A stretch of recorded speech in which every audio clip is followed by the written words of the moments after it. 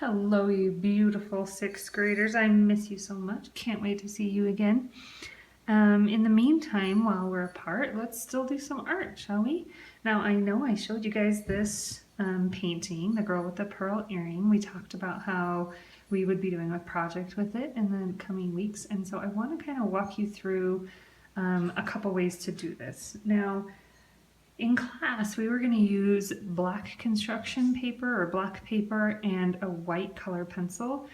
Because the background of this painting is actually black and a lot of the painting is dark, it would have been probably a little quicker to do that way. But I'm thinking a lot of you, even if you have a white color pencil, unless it's a really nice high quality one, it won't show up very light on a black paper. So we're just going to do this on white paper. And if you want to also try it on black paper using a white pen and adding those a white color pencil, adding those light values, you can. But I'm going to walk you through showing you on white paper. Now, hopefully your grown-up was able to help you print out this file. And it's a black and white version of the painting, and then I also cut out the black just to kind of save ink because the background is basically all black. And we're also not going to worry too much about drawing an all black area onto our white paper because that's just a lot of coloring in nice and dark, and you guys might get bored with that. You can try it if you want. So what I'm hoping you have is just a white paper, any kind of pencil. I have my drawing pencil. If you don't have a drawing pencil, that's totally fine. Just use a normal pencil, an eraser, and it helps to have a little piece of tape, not totally necessary. If your grown-up was not able to print out one of these for you, you can just kind of skip the next steps because I'm going to be talking about how to trace it onto your white page. What we want to be focused on during this exercise is not getting the shapes right so much as getting the values right, because that's what we're studying right now is the value. Remember those light and darks that we talk about. We don't want to worry too much about the shapes, which is why I'm hoping you're able to print this and we can kind of trace it, and then you can really focus on the lights and the darks and the values. So hopefully you guys remember filling this out. I'll send this document as well. Hopefully your grown-ups can help you look at that, or and if you want to even color in one again just to practice, but hopefully at least just remind you of these value exercises that we did at school and get you thinking about lights and darks. So another thing that I think I said to you in school before you left was that as we do this drawing, there's nothing harder in art than drawing human faces, because our brains are wired to really notice every little thing about faces. And so if something isn't quite right, it really looks noticeable to us. And as we're drawing faces, it's easy for them to look a little bit wonky, a little not right. And that's totally okay. I expect for that to happen. It's not important to this exercise. And I just want you guys to practice using value instead of lines to draw things. And so one of the challenges that we're going to take on as we do this little drawing exercise is that we're not going to use lines for anything. So except for the tracing that we do, every shape and feature is going to be created by value changes and not by lines. And that's kind of a challenge that I want you guys to take on as you do this. It's going to be a little different probably, but hopefully really teach you how to create somewhat realistic looking drawings using value only. Okay, so we've got our materials. Again, if you don't have a printout of this, you can just skip this step and catch us later in the video. So here's what we're going to do. This is a neat way to copy one thing onto another page if you don't have a copier, or if you just want to copy an outline onto another page. It's kind of a neat way to do it. So you're going to take your printout, flip it over, and you're going to kind of check where there is stuff printed. Okay, so kind of we know that the back of her hat kind of goes along there, and you can lift up your page and hopefully see through a little bit.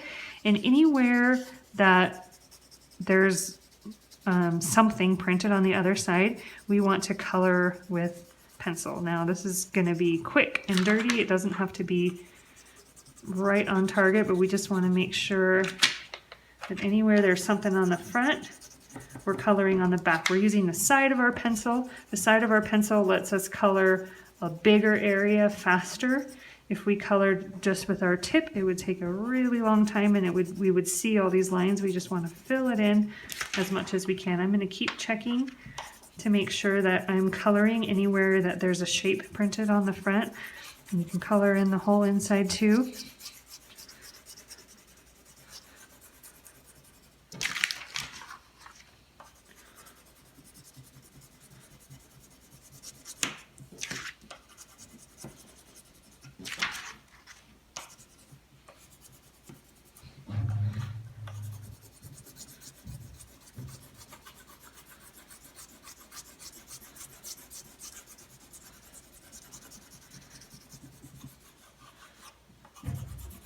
I kind of lied to you about not having to color a big black area, didn't I? That's why I cut the background out of the picture, but we're going to end up coloring a lot of it anyways.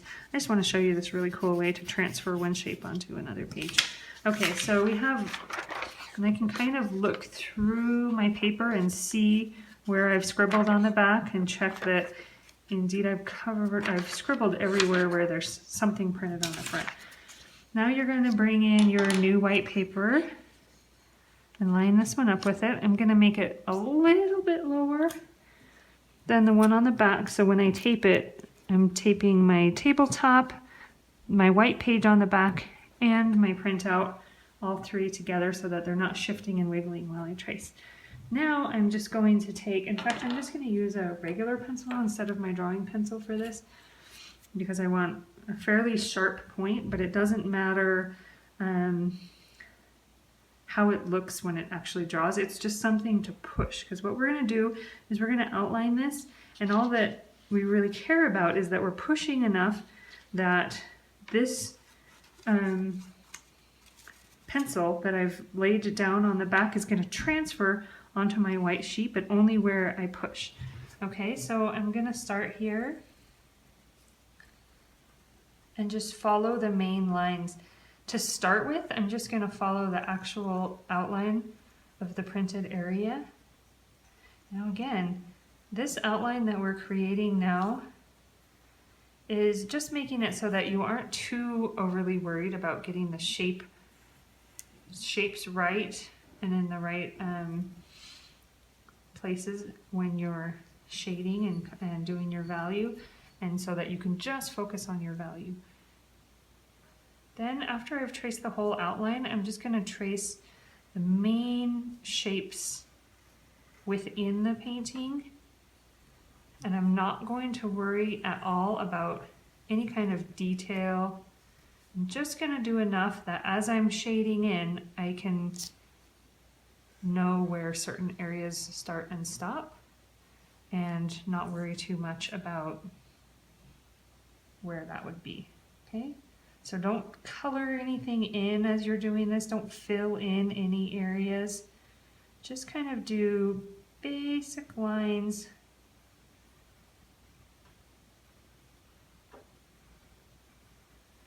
of where things are.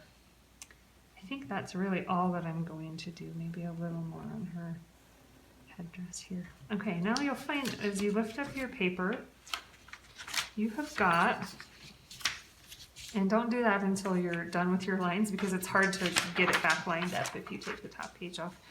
Now I've got just a very basic outline of my areas where I'm going to add value to.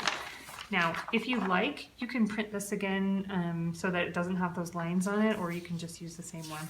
I'm just going to use the same one and just ignore the lines that I drew. Okay, now let's get shading. Okay, so I'm going to use my drawing pencil. You can use your regular pencil. Remember the things that I taught you last week, or I guess probably a couple weeks ago now, as we were working on this value worksheet, about how unless it's an object that changes shape rapidly, the value won't change shape rapidly, okay? So places where the value does change very quickly is because it's a different shape or it's a different fabric. And otherwise, you want your value to change rather smoothly.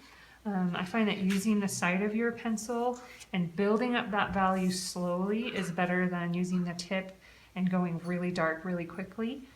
And so I'm just going to start shading in. I might do a little fast forward during this part if it takes too long, and just pause to kind of mention tips as I go. Okay, so I'm just going to, I think I'm going to start in some of these darker areas because I don't need to be afraid about going too dark there. They're going to be almost as dark as I can go. Okay, so I'm going to start here.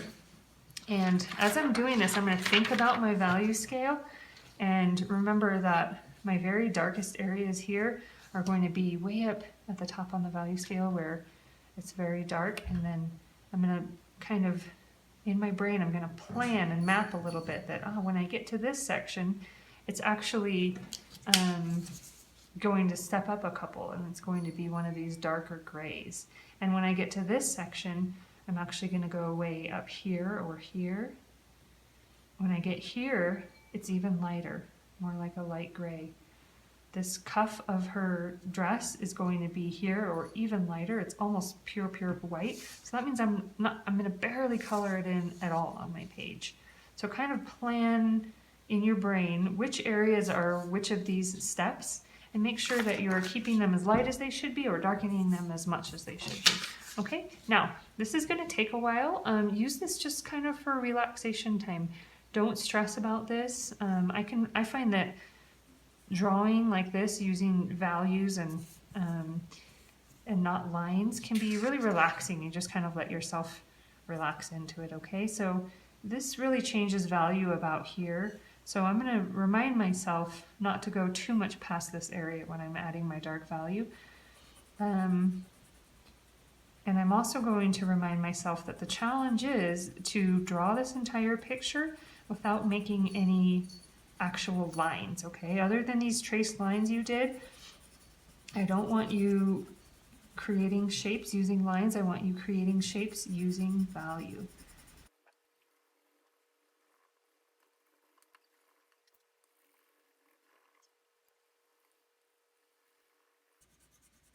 Remember that layering your value, kind of filling it in one value and then assessing whether or not it's dark enough, and then layering in another layer if it's not quite dark enough. Kind of taking it slow like that will help prevent you from overdoing your value and then trying to erase it, because as we learned from our value practice sheet, it's much harder to try to erase to lighten your values than it is to just kind of stay either lighter or the exact value that you want from the beginning. So try not to darken too much.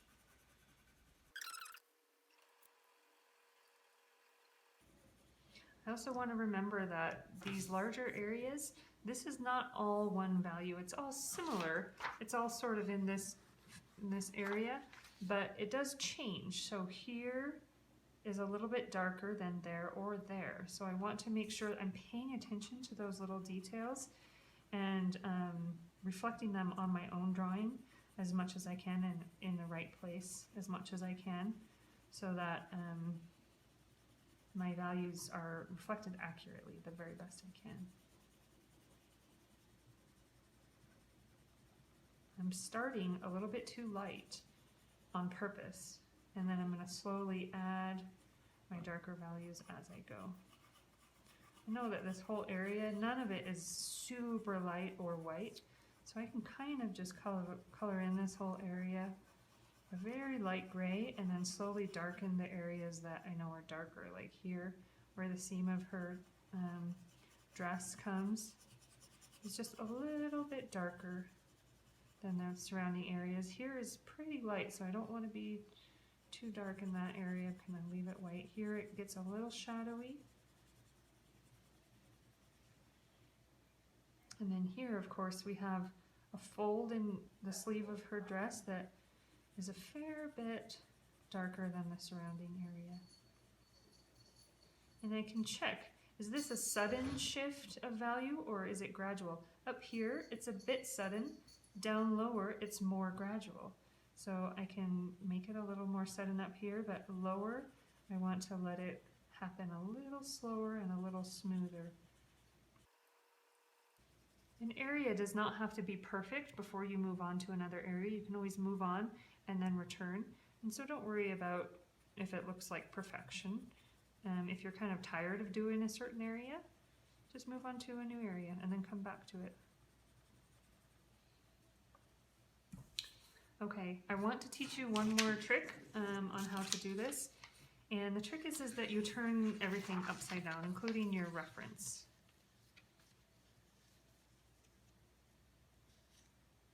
Okay, now what turning it upside down does is it disconnects your brain from telling you what it thinks it sees, and it makes you actually see what's there. So that's a big part of being an observant artist and being able to draw things from life or from pictures, is you have to turn that part of your brain off that translates the things you're seeing into messages and into what it thinks it's seeing. It kind of simplifies it and sends it to your brain.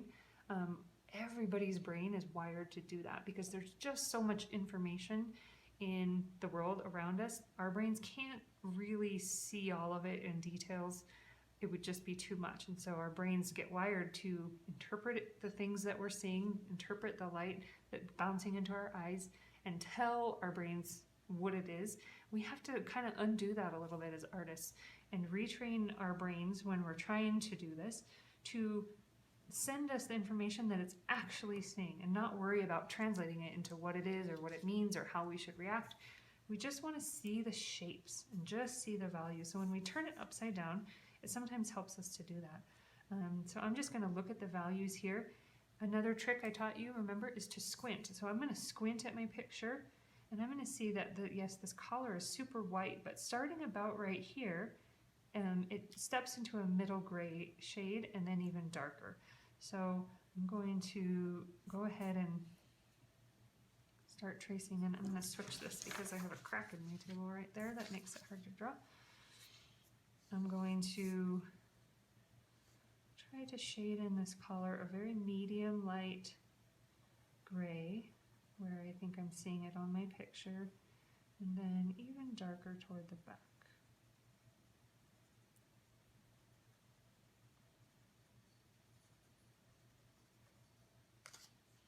Okay, then obviously this neck area is darker, but I can see that this little triangle, see if you can break this up into just shapes. This little triangle here is lighter, is a medium gray.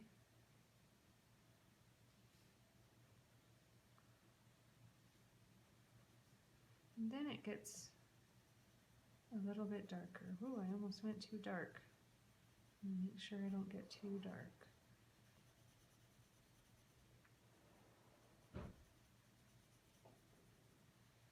Okay, now our earring is lots of different shades really close together. There's a medium gray down here, there's a highlight there, there's a dark area here. This area is changing value faster and more abruptly than most of the other areas of our painting. Feel free to pause this so you don't have to be watching this and you can really pay close attention to your drawing. So feel free to pause this at any time and just work on it on your own.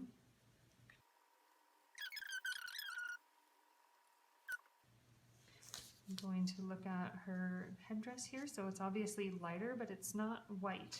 It's probably somewhere in these light gray steps. And so this whole thing is going to be lighter. I'm going to start by shading in some of these darker folds.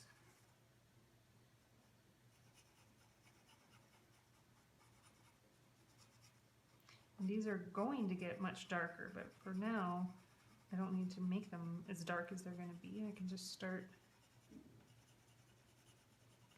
with a medium gray and then darken as I see fit.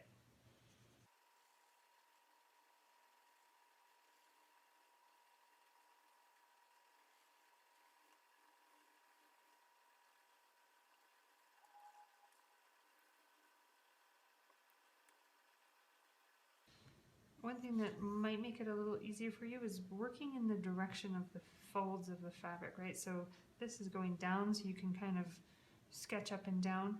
Here, as it's curving around her head, kind of turn your page or your paper or your hand and kind of follow the direction of the folds of the fabric.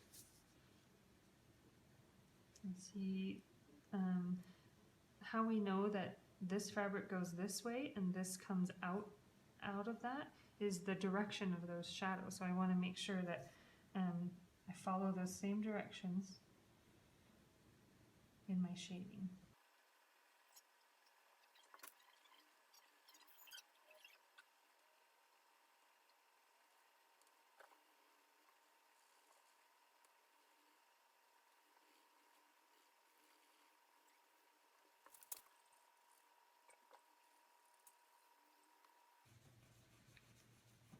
Here's my kitty Atlas. Hi Atlas, come here. You want to do art with us? Say hi. Wait,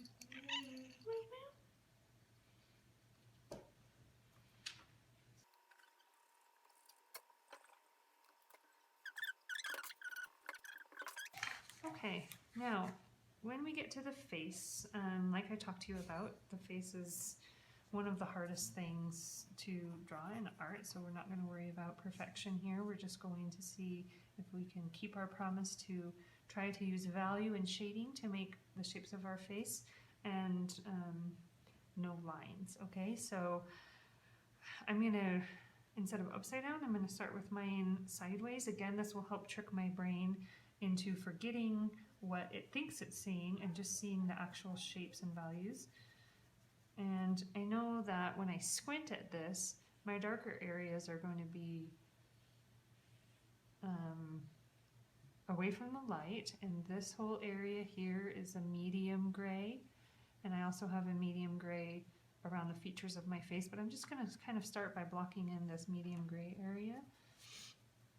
And I'm going to keep squinting as I color and as I draw to check that my values are about the right shade and that they're going into about the right place.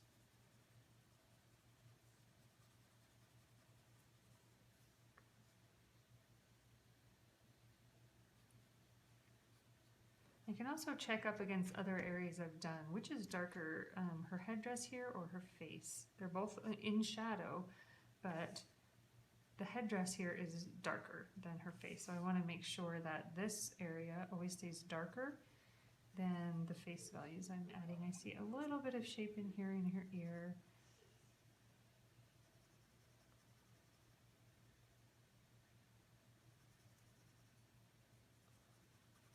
I also want to watch for this change in value here where her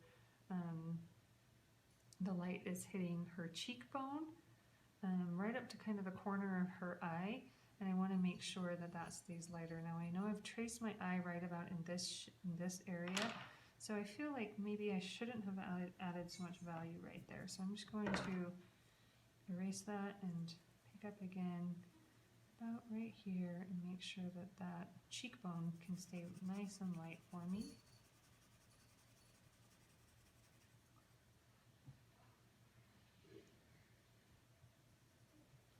I'm noticing now that shadow is pretty crisp and pretty dark, so I'm adding a little value there. Coming back to my eye area. Now I've outlined kind of this dark area of her eye, so I'm going to go ahead and fill in that value now. It's not a perfect circle because the eyelid is covering some of it. It has a very black middle, and then it has a highlight right towards the front, so I'm going to make sure to leave the littlest bit hint of a highlight there.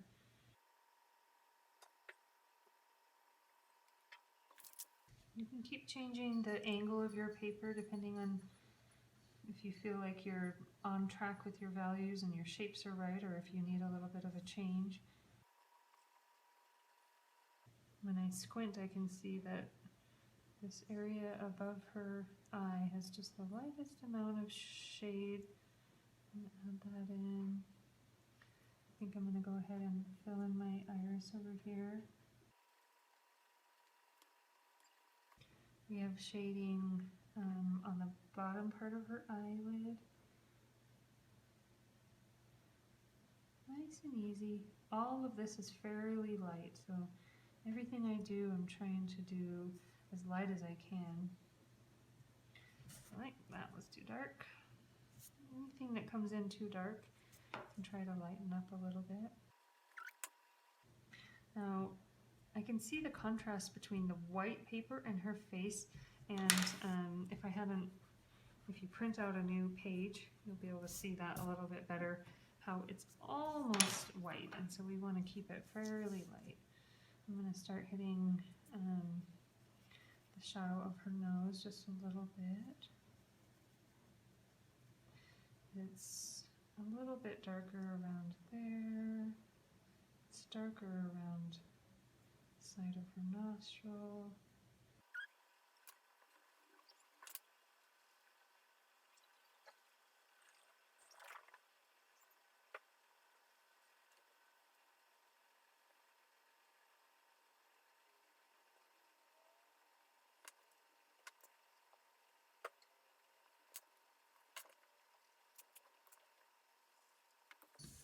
Now, we know that there's a dark background over here, and we're not going to draw all of it, but I do want to just sort of give it the contrast that it should have from the front of the face. So I'm going to just do a quick color in over here.